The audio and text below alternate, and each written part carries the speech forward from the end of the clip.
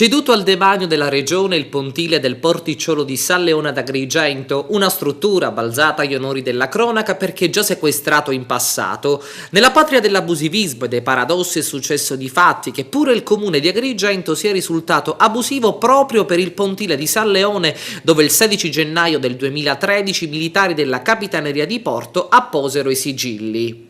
Alla base del sequestro la totale assenza di concessioni sia per lo specchio acqueo dove insiste il pontile galleggiante che per l'area servita dove è ubicato il box adesso servente, ed ecco che dopo annose diatribe arriva la notizia della cessione definitiva alla regione del pontile, una questione che ovviamente solleva polemiche. Ad innescarla il gruppo MPA al comune con i consiglieri Alfonso Vassallo, Francesco Picone, Riccardo Mandracchi e il presidente di Aula Sollano Aurelio Trupia, che definiscono scellerata la decisione che proseguono inesorabilmente contro gli interessi della comunità. Invece di tagliare i rami secchi, come sarebbe opportuno fare, proseguono gli autonomisti, il governo di Palazzo dei Giganti aziona le forbici in modo irrazionale ed irresponsabile. Danni su danni, una città alla deriva ed allo sbando, proseguono. Basterebbe farsi un giro per le strade per rendersi conto subito del degrado, e non manca l'affondo finale dei consiglieri MPA che chiedono le dimissioni di Zambuto,